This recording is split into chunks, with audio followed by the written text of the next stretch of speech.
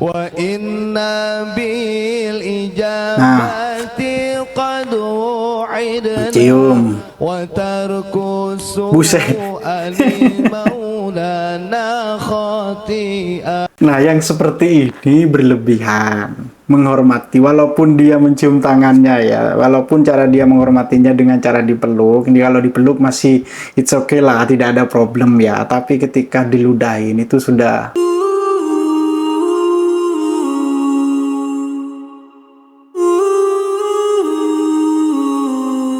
Assalamualaikum warahmatullahi wabarakatuh. Terima kasih buat kalian yang sudah menonton video ini. Banyak komentar dari video yang kemarin kami upload, ada yang pro, ada yang kontra. Itu hal biasa. Karena kita tidak bisa membuat orang itu semuanya pro dengan pemikiran kita, dan juga tidak bisa berharap orang itu kontra semua dengan pemikiran kita. Karena setiap manusia itu memiliki prinsip yang berbeda-beda. Teman-teman di sini banyak yang mengatakan menghormati guru berlebihan. Kata berlebihan ini seperti apa? Yang dimaksud berlebihan itu seperti apa? Kita akan melihat salah satu ustadz dari organisasi Muhammadiyah. Untuk kasus yang sekarang lagi viral TV swasta nasional itu, kita patut mendudukkan dengan objektif, seimbang.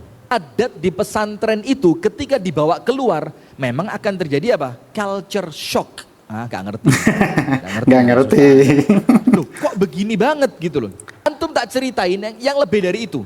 Imam Syafi'i mengatakan di majelisnya Imam Malik itu tidak ada orang bersuara. Dan itu menjadi perkara yang telah menjadi kemakluman bersama.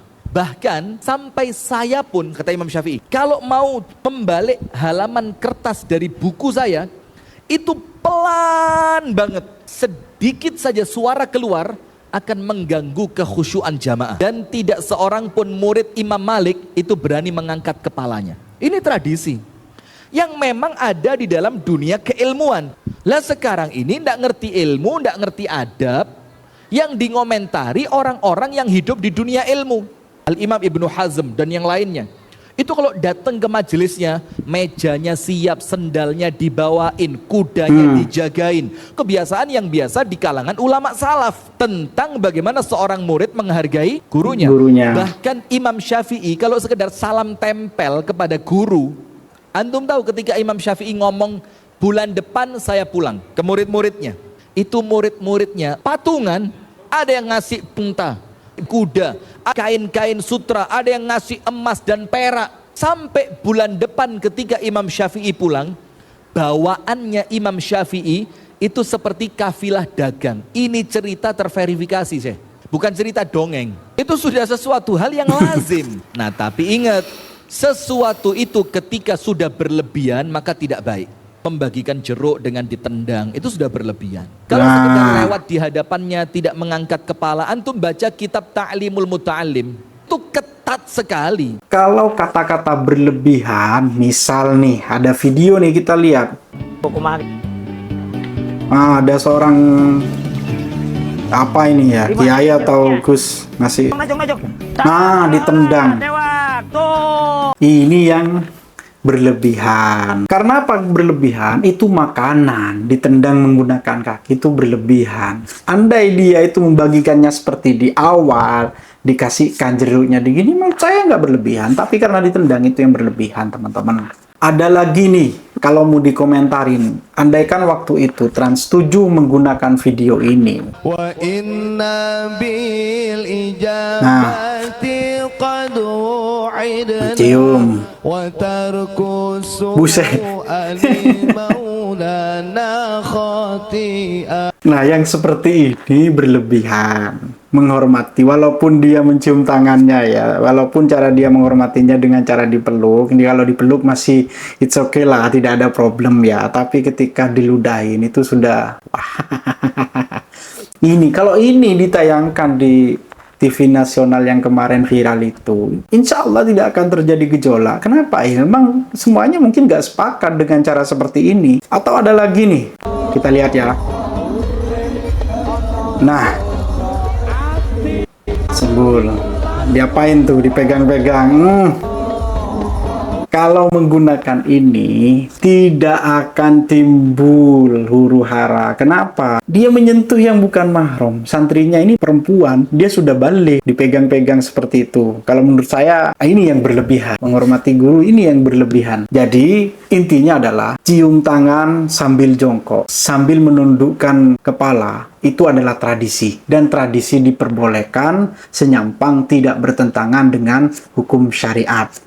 Siapa yang menjelaskan itu? Ya kita lihat nih. Saya tidak akan menampilkan video kiai-kiai dari Nahdlatul Ulama. Kenapa? Takutnya nanti ya itu kan memang proyek mereka bang, pastinya dibela. Enggak, saya akan tampilkan dari ustadz-ustadz di luar Nahdlatul Ulama. Kan sekarang kan kadang-kadang ada beberapa model pencampuran antara agama dan seterusnya, percampuran antara agama dengan budaya. Bukan kita anti budaya sebenarnya. Bahkan di dalam agama Islam itu jelas, kalau tidak ada dalil di Al-Quran, tidak ada dalil di Sunnah, kita pakainya adat istiadat untuk menentukan hukum suatu masalah.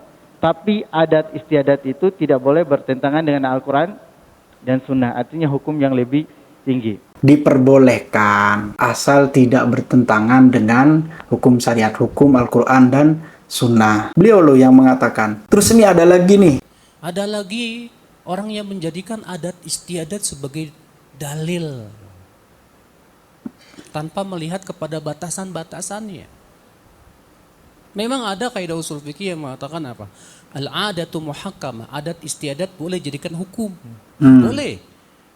Tapi kapan itu dipakai itu kaidah tersebut? Di antaranya apabila tidak ada batasannya dalam syariat, maka batasan itu dikembalikan kepada adat istiadat. Adat tidak boleh bertentangan dengan syariah. Ya, ini udah dua ustadz nih yang mengatakan. Ada lagi nih dari salah satu ustadz. Coba kita lihat. Jadi Islam tidak memusuhi tradisi. Oke. Baik, kalau tadi katakan hasil tradisi ini kan hasil akal, hasil pemikiran manusia. Mungkinkah tradisi ini kita tabrakkan dengan syariat? Yang enggak lah. Budaya itu baik apa enggak menurut akal? Menurut akal enggak baik. Oke, siap. Baik, ada yang menurut akal baik, Ustaz. Gimana? Ini tradisi budaya masyarakat kita, Ustaz, seperti ini. Menurut akal baik. Baik. Kita punya timbangan. Ditimbang nih. Apa timbangannya? Al-Quran dan Sunnah. Jadi ahibati fillah, semua tradisi, semua budaya silahkan dilakukan, silahkan dikerjakan selama tidak bertentangan dengan syariat. Silahkan selama tidak bertentangan dengan syariah. Ada 3 nih ya. Kalau menurut saya yang terjadi di pondok pesantren, mencium tangan guru sambil duduk berjongkok. Sudah saya jelaskan tadi di awal. Memberikan salam template itu tidak masalah, senyampang tidak bertabrakan dengan hukum syariah. Dan saya tidak pernah menyebutkan pesantren secara khusus. Menurut saya pesantren itu bagus. Tinggal bagaimana kita memilih di mana kita akan menempatkan saudara kita, anak kita di pesantren yang tepat. Saya rasa sudah terjawab ya teman-teman. Dan menurut saya itu sudah cukup bagi saya atau bagi teman-teman yang sudah memahami, atau teman-teman gak setuju silahkan, itu adalah hak kalian. Dan mungkin bisa jadi ini juga video terakhir saya membahas tentang viralnya TV nasional dengan salah satu pondok pesantren. Karena kalau terlalu berlarut-larut kita nggak bagus juga ya teman-teman. Itu saja video yang kami sajikan, mudah-mudahan bermanfaat. Dan untuk teman-teman yang kontra dengan video ini, saya mohon maaf kalau ini menyinggung kalian semua. Wassalamualaikum warahmatullahi wabarakatuh.